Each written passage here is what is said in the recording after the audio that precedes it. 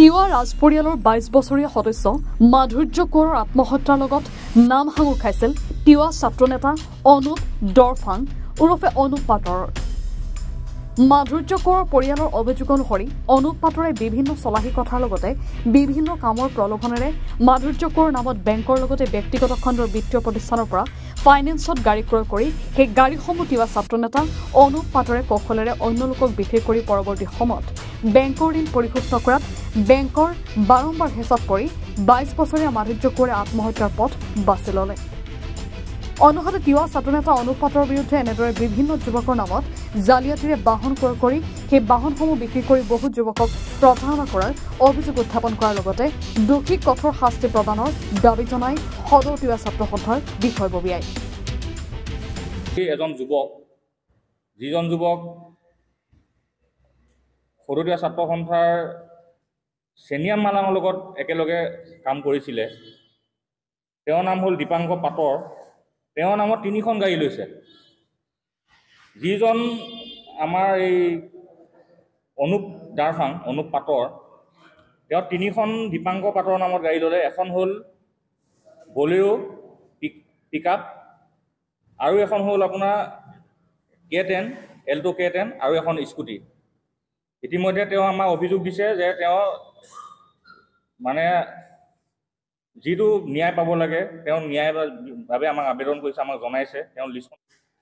গতিকে আজি যিটো হত্যা হ'ল মাধুৰ্য কোঁৱৰ যি আত্মহত্যা কৰিব দৰে এটা পথ বাছি ল'বলগীয়া হ'ল, তেওঁ বিভিন্ন ধৰণে বেংক কৰ্মচাৰীয়ে হওক বা ফাইনেন্সৰ মানুহে আহি পেলাই এটা টৰ্চাৰ কৰিছে।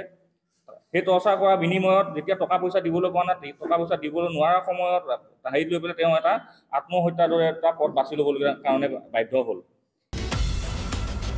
অন্যহাতে সমগ্ৰ ঘটনা সন্দৰ্ভত মৰিগাঁও আৰক্ষীয়ে জীৱন কোঁৱৰৰ এজাহাৰৰ ভিত্তিত জাগিৰোড থানাত ১৫/২৪ নম্বৰত গোচৰ ৰুজু কৰি অনুপ পাটৰক গ্ৰেপ্তাৰ কৰি তদন্ত অব্যাহত ৰাখিছে।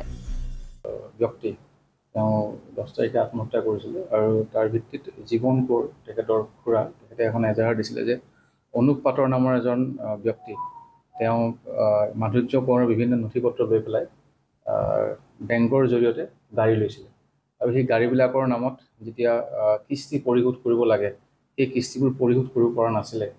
যিহেতুকে মাধুৰ্য কোঁৱৰৰ নামত গাড়ীসমূহ লোৱা হৈছিলে বা লোনবিলাক লোৱা হৈছিলে, গোটেই নটিচবিলাক মাধুৰ্য কোঁৱৰৰ নামতে গৈছিলে।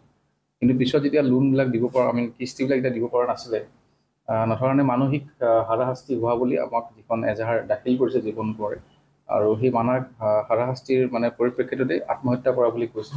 এই ক্ষেত্ৰত আমি ইতিমধ্যে অনুপ পাটৰক আমি আটক কৰিছোঁ, আৰু তেওঁৰ যিখন এজাহাৰ দিছে এজাহাৰৰ ভিত্তিত আমি 156/24 জাগিৰোড কেছ নম্বৰ এটা কেছ ৰেজিষ্টাৰ কৰিছোঁ, আৰু অনুপ পাটৰক এজ পাৰ ল আমি গ্ৰেপ্তাৰ কৰিছোঁ আৰু আমি আদালতলৈ প্ৰক্ষেপ।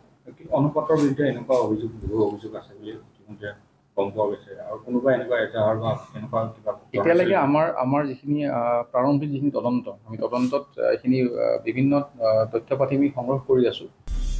মৰিগাঁৱৰ পৰা মানোৱাৰ হুছেইনৰ প্ৰতিবেদন, এনি ভাৰত 24।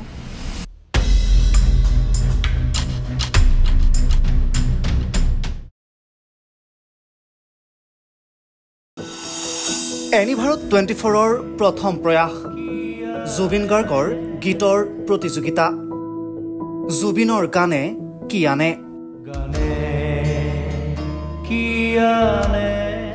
অডিশ্যনৰ বাবে যোগাযোগ কৰক 8638661821 আৰু 8812831556 নম্বৰত। এনি ভাৰত 24 উদ্যোগত এটা নতুন সংগীতৰ প্ৰতিযোগিতা আয়োজন কৰা হৈছে, য'ত মোৰ গানৰ প্ৰতিযোগিতা হ'ব। আপোনালোকে তাত প্ৰতিযোগী হিচাপে আহিবলৈ পাৰিব, আৰু মোৰ ফালৰ পৰা আন্তৰিক শুভকামনা জনাইছোঁ। আৰু অনুষ্ঠানটোৰ নাম হৈছে গানে কি আনে। সকলোকে মৰম জনাইছোঁ, সকলোৱে আহক, ইয়াত অংশগ্ৰহণ কৰক। Thank you very much. Love you. Zubeen গাৰ্গৰ গীতসমূহৰ ওপৰত আধাৰিত গানে কি আনে নামৰ এটা সুন্দৰ অনুষ্ঠান আপোনালোকৰ ওচৰলৈ আহি আছে অতি শীঘ্ৰে।